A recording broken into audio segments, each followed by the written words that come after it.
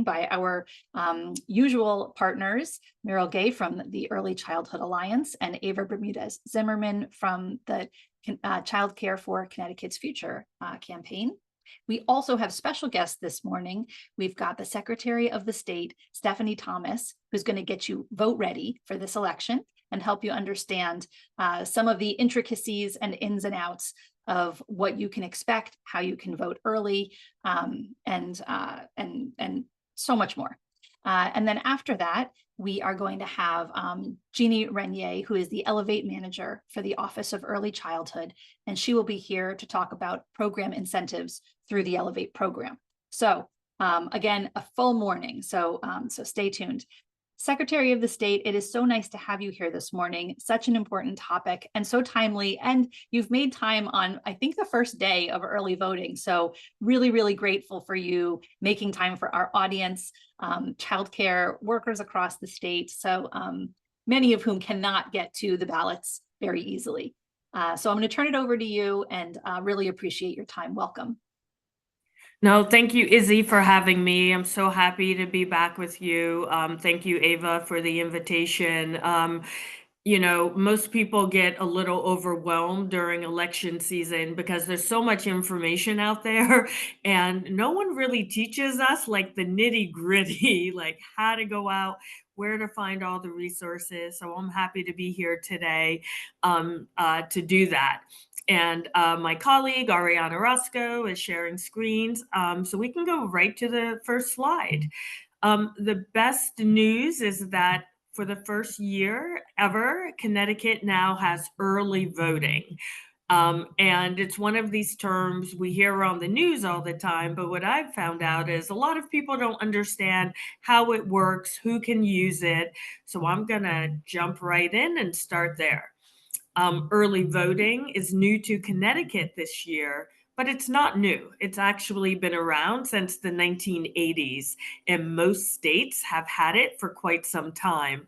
Connecticut became the 47th state in the country to adopt early voting. So it's a little confusing to some people here. So I'm going to give you the details, and I hope you'll help us spread the word. Early voting is in-person voting. It's only offered in person. It's not something you mail in, for example.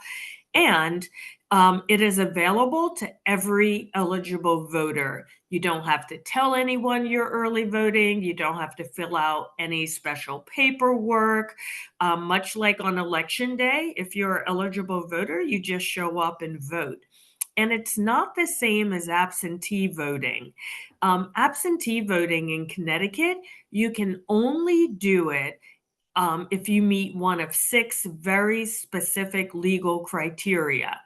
You're serving in the military or overseas, you work overseas, your religion prohibits you from doing a secular activity on election day because of sickness, because of physical disability, because you're a poll worker in another town other than your own, or you'll be out of town on election day for any part of the day.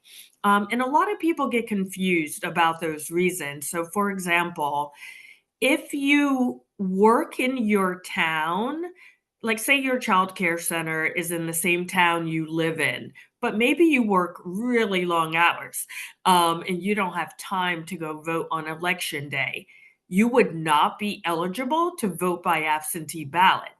However, if your center was in a town other than where you lived and you were going to be there any part of the day, you could vote by absentee ballot. So it's a little confusing. So I always recommend that people go to our website if they have any questions so they can find out what is and isn't the law. So early voting is a great opportunity because, as I said, it's open to any eligible voter. It's just as safe and secure as voting on election day. And if you can't make it for early voting, nothing has changed about election day. It's still the same. It's on Tuesday, November 5th, 6 a.m. to 8 p.m. So the next thing people ask me is, what can I expect if I'm going to early vote? And some people get nervous doing something new. So early voting is very similar to election day voting. You show up in person, someone checks you in, they give you a ballot, but they also give you an envelope. So you go to your privacy booth like usual, fill in your bubbles, you vote, but then you put that ballot inside the envelope and you seal and sign it, and that's what gets deposited into the receptacle. So that's the only difference. The other difference is those ballots are not opened until election day. So they are stored under basically lock and key. Every town has a slightly different system, but they are secured. So no one has access to those ballots. They can't be opened until an election day, and that's when they're counted. Um, the other thing people ask me about is like, okay, when do I go? So it starts today, as Izzy said, at 10 a.m. today. And it runs all the way until Sunday, November 3rd, every single day. So this includes 2 Saturdays, which is amazing, 2 Sundays, which is amazing. And there's also 2 nights where it's open late. Amazing. Next slide. So on all of those days, except 2, the hours are 10 a.m. to 6 p.m. So during the week, that may be a little tricky for some of you, but maybe on Saturday or Sunday, you can also go 10 a.m. to 6 p.m. And there are 2 days with extended hours, October 29th and October 31st. And that's when it's open from 8 a.m. to 8 p.m. just on those 2 days. And a lot of people want to know where they can go to early vote. So you're not going to your typical election day polling place. Every town has one early voting location, except Mansfield, which has 2, because they have one on the Yukon campus. So every single town in Connecticut has one location. In most towns, it's City Hall or Town Hall, but not necessarily. It might be a senior center or a community center, and you can find all of those locations on our website, which I'm about to tell you about next. In fact, we can go to the next slide. So we have resources on our website available in English and Spanish. You can see some examples there on screen. myvote.ct.gov is our main website. That is where all of our election information may be found. And there's a blue box right at the top of the page, and that has the most important items like early voting locations, our voter guide, like where your regular election day polling place can be found. Anything that you need right now, you'll find in that blue box. And one thing I want to talk about is voter registration. Some people have heard that voter registration has closed, and that is technically true. Last Friday, if you were going to register at the DMV or fill out like one of the voter registration forms or something like that, that closed on Friday. So if you went to the DMV today, for example, to renew your license and they asked you if you wanted to register to vote and you said yes, you would not be considered registered for this election. But we have something now called same day registration. And let me just explain it because people get really confused. The reason it closes is because once you register at the DMV or through the mail, for example, the registrars send you something in the mail that you have to send back to be officially registered. So there's no time to do that between this past Friday and early voting starting today. So same day registration allows you to go in person to your early voting location, bring whatever you need to bring to register. You can register and vote all at the same time. So if you mailed something in on Saturday, that's no good. You need to show up during early voting or election day and do same day registration. And during early voting, your same day registration location is exactly the same place. So no special instructions. If you want to register and vote on the same day on election day, you'll have to go to your town hall to register. Or you can check our website or your town's website to find out where your same day registration location is. And people wonder, like, why do I have to run around? It's because to register, the election workers need access to the database to make sure you are eligible to vote, you haven't already voted, etc. And every polling place doesn't have that capacity because it has to be a secure database connection. I'll move on for that, and I will have time for some questions at the end. A few accessibility reminders. Uh, Every polling place in Connecticut has what's called an IVS machine. So that is for people who need special help to vote. So if you lack fine motor skills, like imagine someone with Parkinson's who might not be able to fill in the bubble, there is a touch screen available. Or if someone is blind or has low vision and can't see the ballot very well, it will read the ballot to you and allow you to vote that way. If you have something like ALS maybe and you have a sip and puff, you can also vote that way. So that is available at every polling location. Um, the state has also made it possible for every town in Connecticut to have a live translation language app available at every polling place in Connecticut. So you, the voter, can show up and have a live translator via either computer, mobile phone, laptop, and they will coach you through whatever questions you have. Now, every town is able to have it, but they may not have downloaded it. So I advise calling your town first, your registrar of voters, to make sure they will have this available. And then every polling place also has curbside voting. So this is only if you have a temporary disability. So imagine you broke your leg this weekend and you are going to have trouble walking the long hallway to go vote.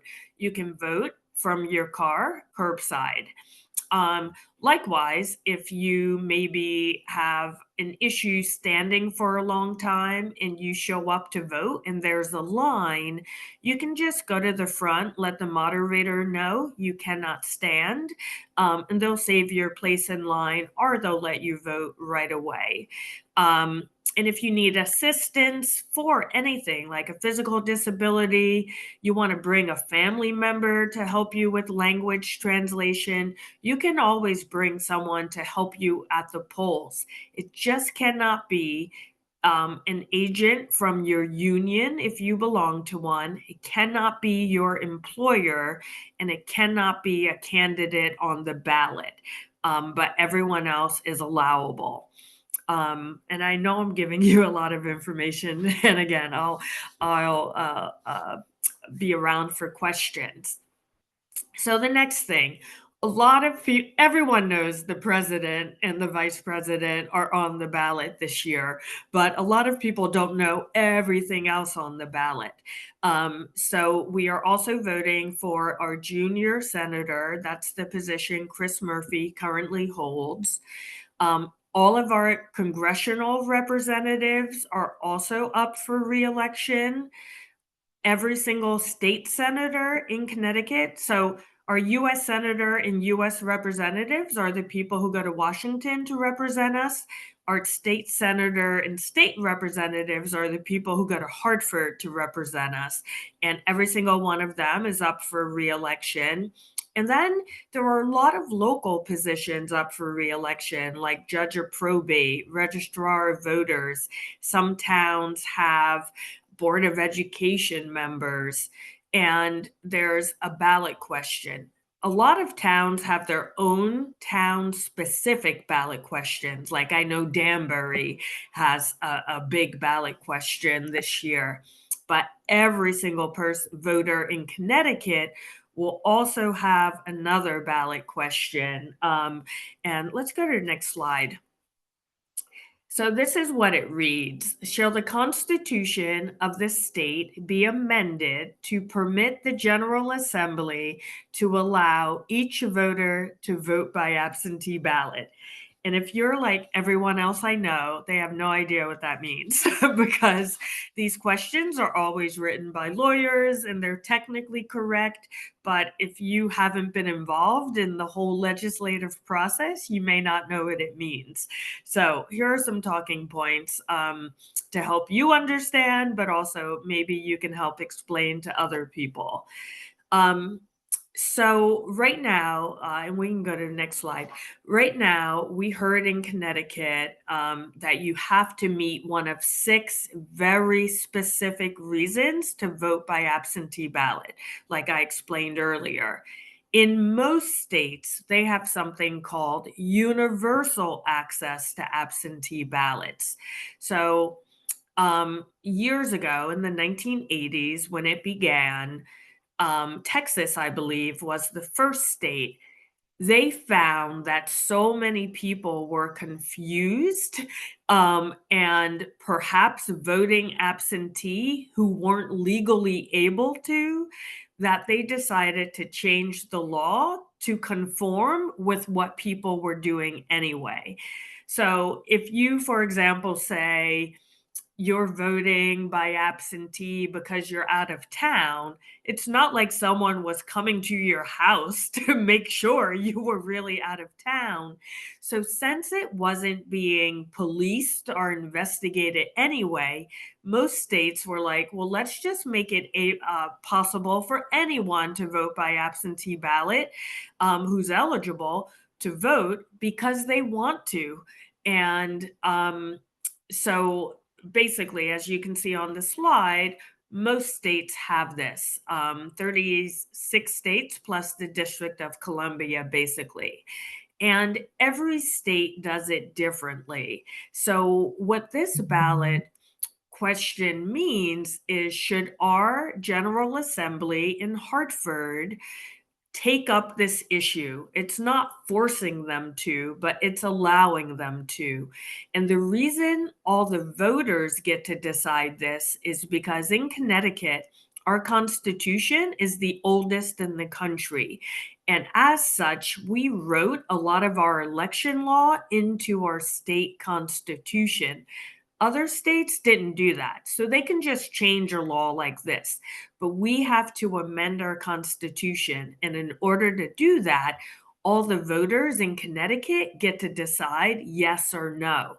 So in this case, a yes vote means that you're okay with the General Assembly considering this. If they consider it, they will come up with a law that makes sense for Connecticut. Every state does it differently. Most states with universal access have much more, I would say, secure absentee ballot programs.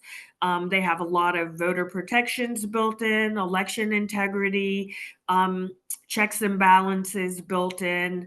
So there's many different ways to do it, and the General Assembly would work on that. If you vote no, it simply means you want things to stay as they are, and you have to meet one of those 6 reasons.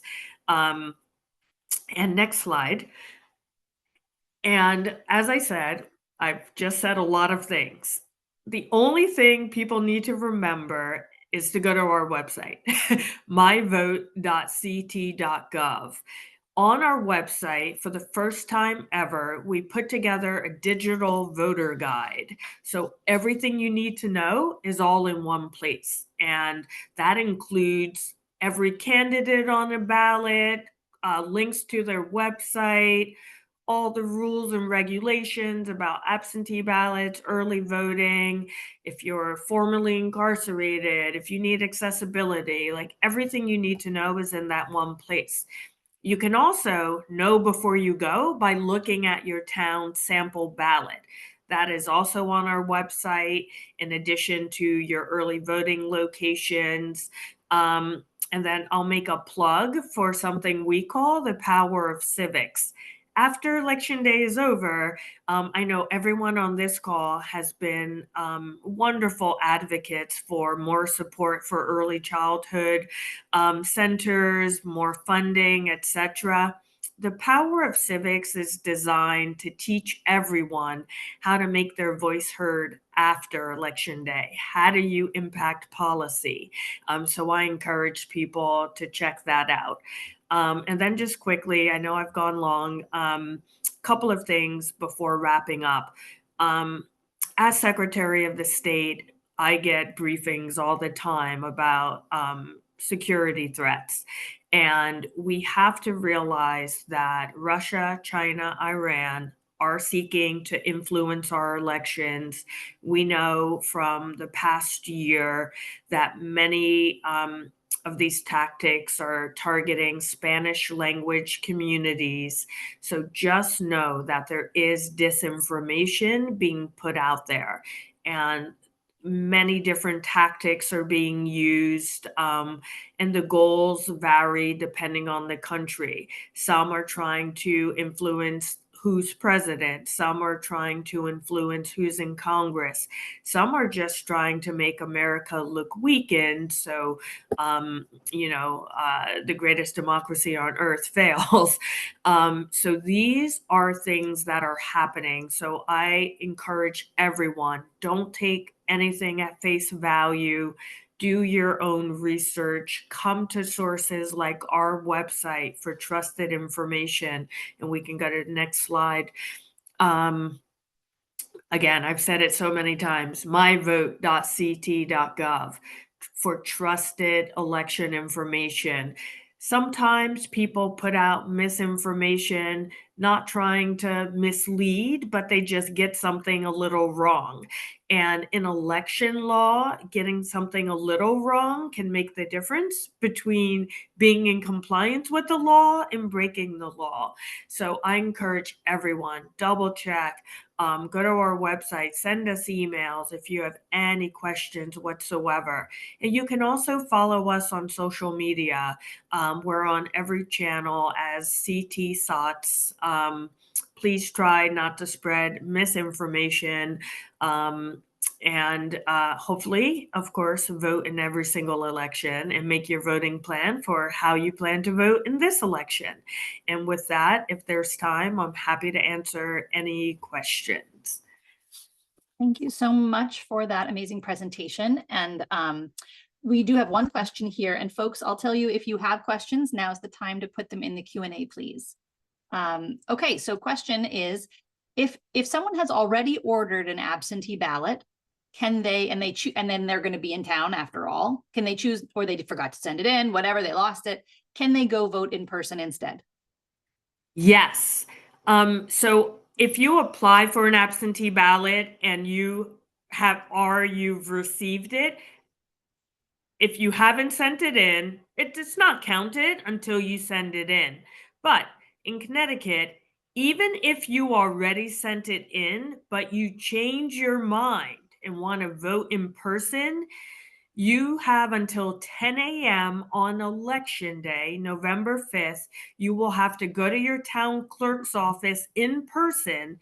You can tell them you changed your mind. They will find your absentee ballot, void it, and then you can still go and vote in person on election day. Got it. And that is a way of making sure that you don't vote in person and someone else uses your absentee ballot, in which case you've then voted twice, I assume. Yes.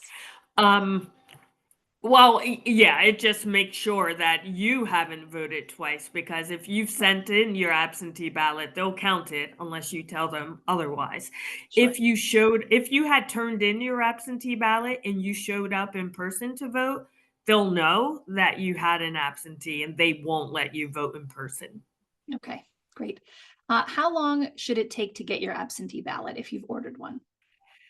Um, it depends when you ordered it. So absentee ballots became available on October 5th. If you had ordered it before then, that's when they started going out. I would say they have to process it within, I believe it's 48 hours. So it depends on mail time. Sometimes it's 4 days, sometimes it's 5 days, sometimes it's longer. So if you find that you think you should have gotten it and you haven't, feel free to follow up with your town clerk. And how do there's things like, I will vote or other kind of third party places where you can learn information. I guess that is it best just to go to the Secretary of State's office website, or are some of those reliable and acceptable sources? Many of them are reliable, but I can't vouch for them being Of course. 100%. Like I will vote or vote 411 is very good. Usually those sources check in with us at the beginning of election season, but sometimes laws change, sometimes declarations change, uh, here in Connecticut, a question may come up and we have to issue a declaration. And those external sites might not be keeping up with all of those real time changes, but they will be on our site. Another good example is something like early voting locations. They were just certified last week. So I doubt the other sites have updated that information. So they'll probably refer you back to our site anyway. Got it. Perfect. There's a question here. Do you mind if people share your slideshow with their communities? Oh, I do not. That's perfect. Great. Okay, fantastic. Ava, your hand's up. Yeah, our childcare coalition this weekend was door knocking, reminding folks to vote. And a question that I got on the door was if the person that we door knocked was moving and they weren't sure if they should re-register in the new place that they're going to move to out of state, or if they should vote here. Is there a certain rule about when the cutoff is to vote in the state you're currently in versus voting in the state you're going to move to when we're so close to election day? I mean, it should be where your residence is. So I guess it depends on when they're moving and when they plan to vote. So, for example, if they were moving November 5th, but they wanted to still vote in Connecticut and they still live here, they could use early voting and vote. If they were moving today, like they should probably register in their new location. And the same is true if you're in Connecticut and a different going from town to town. Like I know when I was growing up, I remember my sister moved to a different town, but like I think when she was just out of college, she like came back to our town to vote. Like she should be like nowadays, she would be registered in her new town, not going back to her old town. And it's a good reminder if you move from town to town, tell your old town you're leaving and tell your new town you've arrived and you'd like to register. Meryl, did you have any questions before we wrap up? Just I think you've already answered it, but for somebody who thought, well, it's going to be hard for me to get there because I'm taking care of kids all day, I'm going to get an absentee ballot. I've just learned that maybe that's not actually legal because I am here in town. I could instead now go vote early voting on the weekend or one of those days that the polls are open, or the early voting is open late. Yes, absolutely. And good to see you, Meryl. Um, yeah, it's really important to understand when you can and can't vote by absentee. On our website, that My Vote site, there's an absentee ballot link. And if you click on it, there's a video in English and another in Spanish available walking through everything that's allowable and not allowable with absentee ballot voting. And I recommend people watch that, because there's also a lot of confusion about who can drop off your absentee ballot. And we have very specific laws around that as well. And if you do plan to vote by absentee ballot and you are qualified to do so, eligible to do so, just make sure if you plan to mail it back in, that you allow, I would say, no less than 5 or 6 days before Election Day, because the U.S. Postal Service does not guarantee that they can deliver election mail any sooner than 5 days. And if it's not received by 8 p.m. on Election Day, it won't be counted. Is it 5 business days? Does that include either Saturday or Sunday, or does it not include those? It's the USPS, so I'm not sure how they count. I would assume they count Saturdays, but um, I would say I wouldn't count on it Don't because assume. I've also gotten things in the mail like 2 weeks later.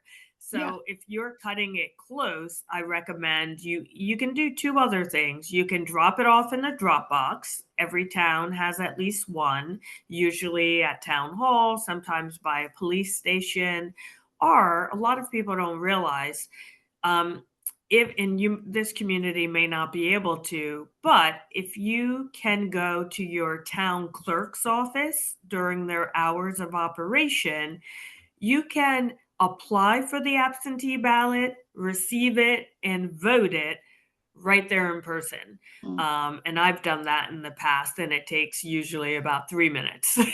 Great. That's a great suggestion. There's a question here that is about college students, but I think this would also apply to lots of others who seasonally live in other places.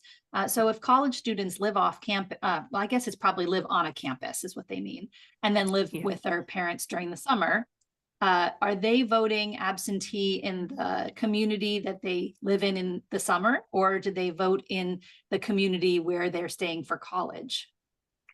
And I'm going to ask my colleague to put the link to our College 101 in English and Spanish in the chat.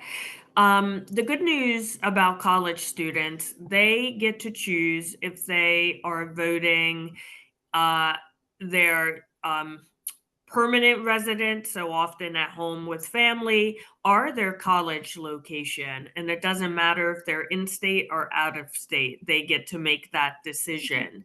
So yeah, that's the simplest way to answer. But again, all of this is in the voter guide, and my colleague is putting it in the chat right now. Okay, that's great. Meryl, did you have another question? Yeah. For those of us with elderly disabled parents, just want to clarify that we as family members can drop off that absentee ballot they requested in the drop box. It depends what type of family member. Immediate family is defined in statute, so your understanding of it may be different. So definitely check who's considered immediate family. And if you're dropping it off in person, the town clerk will ask who you are. Okay. So, like, you'll say sister, brother, and you have to sign that you assisted. Either way, you have to sign that you assisted that voter. And the ballot question that you talked about is basically to make this easier and simpler for people to cast absentee ballots. That's I use different language because when people hear easier and simpler, they think security is jeopardized, right? So it's not easier, it's just universally Yeah. accessible. So maybe more accessible is the term I can live with. Okay. I've learned to be very specific talking about Yeah. elections. No, we're happy for that. So I think that is it. And we have gotten through all of our questions. I know you have a very busy day today, so very, very happy to have you on. I'm seeing someone isn't seeing the student link. I will, they were posted only to the host. I will Oh, reshare those out to everyone in just 1 minute. But they are here waiting and I will share those. in just perfect. 1 minute. Secretary of the State, Stephanie Thomas, thank you so much for helping educate us and get us all ready for this coming election day. Thank you for having me, and get out there and vote. Right. Bye-bye. Awesome. All right. And folks, listen, I'll share those in just 1 second, but also wanted to, actually, Ariana is sharing them. Great. Thank you. And then there's also in the chat, before we move to the next segment, you will see we've got, you can take a pledge to be a child care voter. We have that in English and in Spanish. Take the Vote Child Care Pledge. I don't see why you wouldn't do that. And then there's other voter guides here. We've got one from, I added to what Mary Oster said. There's a League of Women Voters guide. There's She Leads Justice. That one is in English and in Spanish. And then Child Care Aware has a voter guide that's really helpful at helping you know what kinds of questions you should be asking your candidates to learn if childcare is a priority for them. And really, the best thing you can do is call those candidates and push them to make childcare a priority. And so those are all just some hot tips before we move on to the next section. Okay, so moving on now, we have Jeannie Renier, who is the Elevate Manager from the Office of Early Childhood. And she's here to talk about some program incentives through Elevate. So Jeannie, you are muted. If you could unmute, and you are welcome to join us. Hi there. Thank you Good for morning. having me. Thank you. So I wanted to get on and tell everybody about what we have going on for Elevate. So thank you for having me today. Elevate has been super busy and we have lots of things going on. So I'm going to share my screen.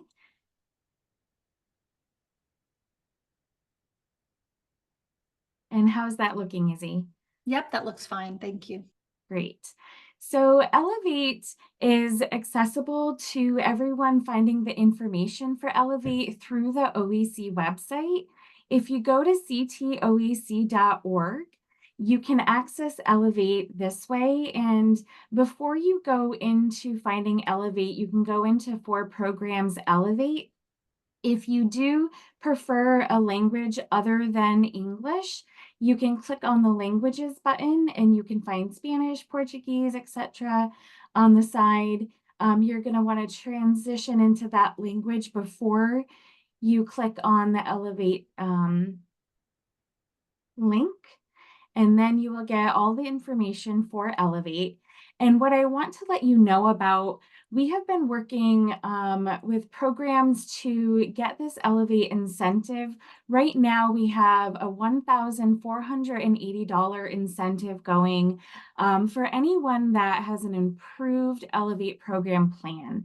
And so what this means is that if you submit a plan to the Office of Early Childhood through the OEC 360 portal, and you get your plan approved, you are eligible for the $1,480 incentive. And this is true for any program that is renewing their plan from last year. Elevate program plans do require annual renewals. So if you renew your plan from last year, you are eligible for the incentive.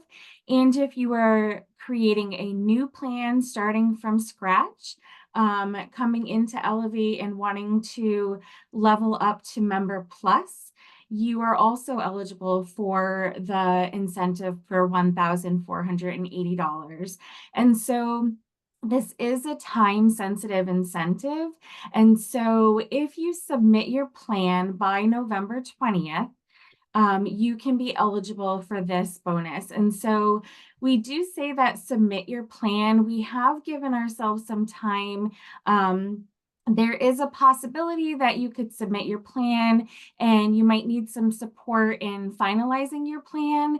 So even if you submit your plan and it needs a little extra guidance from some of our Office of Early Childhood Service Navigators, and your plan may get denied, that's okay. We've allowed some time for us to give you some guidance and support you through getting your plan revised and going into the portal and resubmitting your plan for that approval, so that you can still be eligible for that bonus. We just need those plans to be submitted by the 20th. So we wanted to just come on and make sure that programs are aware. We have been sending out emails.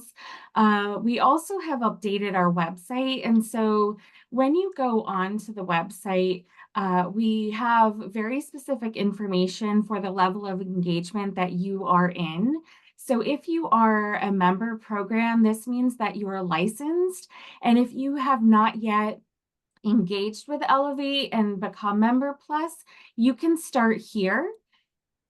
And you can find all of the information on how to become Member Plus, how to create your Elevate program plan. I'm gonna scroll. I don't want to make anybody too dizzy here. You can learn about how to become Member Plus, how to create your Elevate program plan. We have instructions on here on how to utilize the system, how to develop SMART goals. We have videos for you. We have all of our tools in English and in Spanish. So we also have templates. We have sample templates, checklists and things for you to utilize in English and in Spanish. So we encourage all providers to go onto the website and to review the tools that are available for you. And we also have, I want to show you access to service navigators. These are the people, they're the human connection. If you have any questions about how to go about creating a plan, how to get support, these are the people that can help you.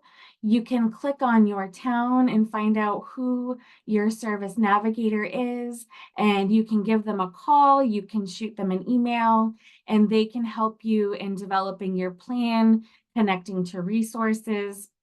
We also work with the Staff Family Childcare Networks, and we work very closely with them, and they can also help you in developing your Elevate program plan for submission before you even submit it to the OEC.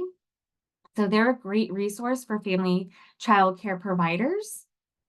And so we just want to make sure that everyone is aware of this. If you are not ready to submit an Elevate program plan, that is completely fine. We really encourage providers to have service navigators in their back pocket. Elevate is a great resource for providers to have, to be able to call, ask for support, anything that you need. Service navigators, I tease them that they're the Google of the OEC, that they can lead you to the right resources that can support you in programmatic needs and resources through the state for early childhood. So definitely reach out to them. If you're not ready for an Elevate program plan, that's completely fine. The incentive is, again, time sensitive, but if after the incentive is over, and there, months go on and you decide you're ready to commit to that quality improvement, you can absolutely create a plan at any time. And if you are a program that is in that renewal time and you're not ready to renew, that's okay too. You can renew at any time that you're ready. It's completely up to you. It's for your own pace. It's to support your own program. And so we're here to help you with whatever your needs are. And so that stands always. We just want to let you know that this money is available, and it's available for you to use in your program. You can buy resources. For the children, you can buy materials and things like that. You can purchase, maybe there's trainings that you're looking for that might not be available through the free trainings that we offer through the OEC. So there's lots of opportunities to use that money within your program. And so we just want to make sure that you know it's available. And so there's lots of information on this website that we encourage everyone to look into. And I will say that accredited programs, so if you are any EYC, NAFCC, or Head Start approved, you are not eligible for this incentive. We do have some incentives available for you. So you have a website also that you can look into accredited programs. We have incentives in other ways, such as supporting the cost of accreditation, trainings, and things like that. So this particular incentive is not available to you. However, if you do want support in creating an Elevate program plan or developing SMART goals that will connect to your accreditation requirements, the OEC service navigators can support you in that as well. So that is all I have. And so I don't know if there's any questions Yes. that I can answer. There are some questions. Okay, first question is, if I'm going to renew my plan and submit a new one, am I eligible for both bonuses? So it's either one or the other. So you're either renewing your plan or you're submitting a new one. So if you submitted a plan last year, we do require that you reflect on your last year's goals. And then if you are moving forward with new goals for the next year, you're renewing your plan in essence. So then you would be getting that renewal plan bonus. Okay, if you submitted a plan, let's see, I think this is a different question. I don't know this plan very well. So if you submitted a plan last year and received the bonus, can you do another one again this year and receive the bonus? Or was it just a one-time thing? Yeah, so you would be doing your renewal plan. So this is your annual renewal. So you are eligible for this bonus as well. Okay, great. Do FCC educators also receive funds for submitting an Elevate plan, family childcare? Yes. Yep. Okay. And how many slots do you have open for the Elevate? We do have slots available, so we encourage providers to continue to submit. Okay, and do you have any links that you can put into the chat for folks just to get directly to what they might need? Sure. Yeah, I can put in the Elevate. So I would go to ctoec.org, and then I can also put in the link directly to Elevate. Great, thank you so much. Meryl or Ava, do you have any questions for Janie before we move on to updates? No, I don't think so. Okay. Well, Jeannie, that was great. Thank you for that update. I don't want to keep you longer than needed because we're running the clock here. But anything else we should know before you hop off?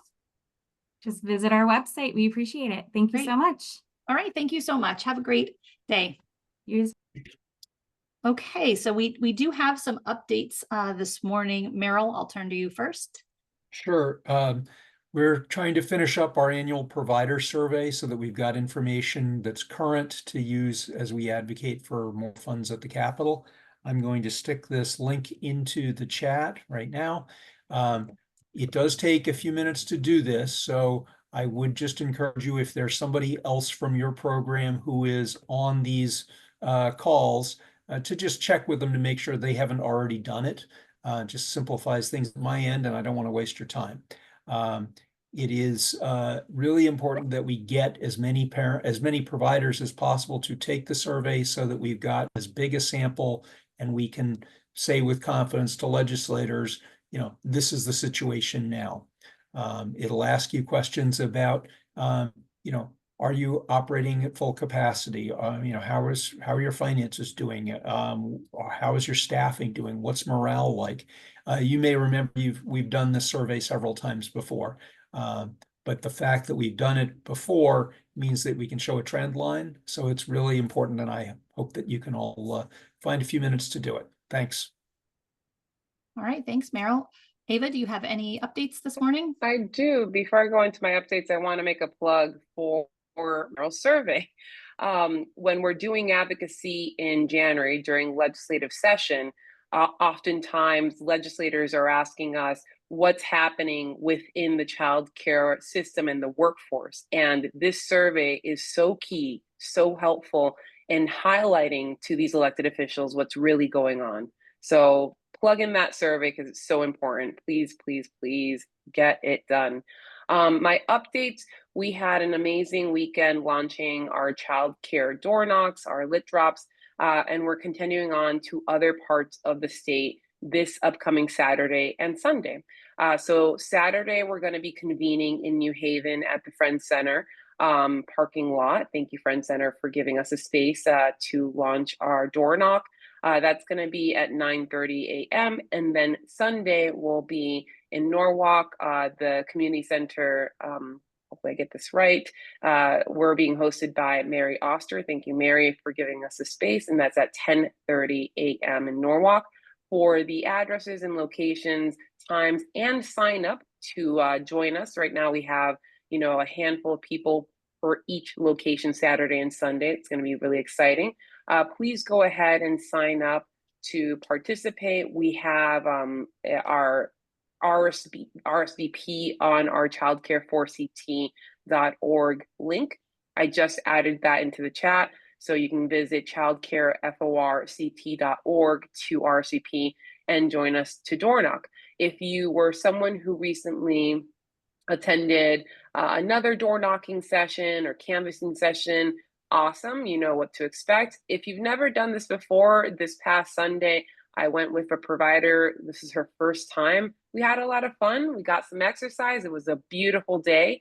This upcoming weekend should be gorgeous as well. Wear your comfy walking shoes. We'll be out for an hour. So, not gonna break too much of a sweat, but a good opportunity to have great conversations with other childcare providers, get the word out about how important it is to be a childcare voter, and spend some time together just chatting it up while we go door to door. So hopefully we'll see you there. Right. Thanks so much, Ava. And I reposted the Vote Childcare Pledge. But, just a reminder to everyone, being an educated voter is really important. And I just learned some new stuff in trying to help my first-time voter get through her absentee ballot. And how many people she was willing to check off just because she recognized their name. I said, that is not a good enough reason to vote for someone. It's better not to vote for someone than to vote for someone that you might actually not want to vote for. So, it's pretty simple to learn about your candidates. There are a lot of places you can do that. But also, you don't have to fill in every bubble. If there's somebody that you're unsure about, that's up to you. You decide whether you'd rather vote for someone you don't support than not vote for someone you don't support. But I think that that's something that people don't always know. You don't have to fill in every bubble if you don't know about something. So that was a lesson that I learned this week. There's a question here, Ava, do you have any plans for door knocking in Hartford? Hartford was actually scheduled for this past weekend. Sorry, Corinne. We will see if we can add another date back in the greater Hartford region, and we'll be in touch then. Okay. All right. I think that's it, everybody. I don't have off the top of my head what next week's topic is, but stay tuned. It will be informative as always. And we're always working on new topics. I got a new topic, from you guys this morning, and keep them coming. We always want to make sure these calls are relevant, get you the information that you need, even if they're not on childcare. Today was voting, but this helps you in your work. This helps you in your community. And certainly, if you don't know how you could possibly leave the kids to vote, now you do. And that's what we were hoping for. We want to take some of the stress out of being a childcare provider and help you figure out how you can be an active member of your community and do your job. So thank you so much, everyone, for being here this morning. We will see you back next week. And remember, you can subscribe to get an update when the video is posted. And of course, you can share those with friends. All of the links to the presentation will be in the chat file of the video. All right. Have a great week. Thanks so much.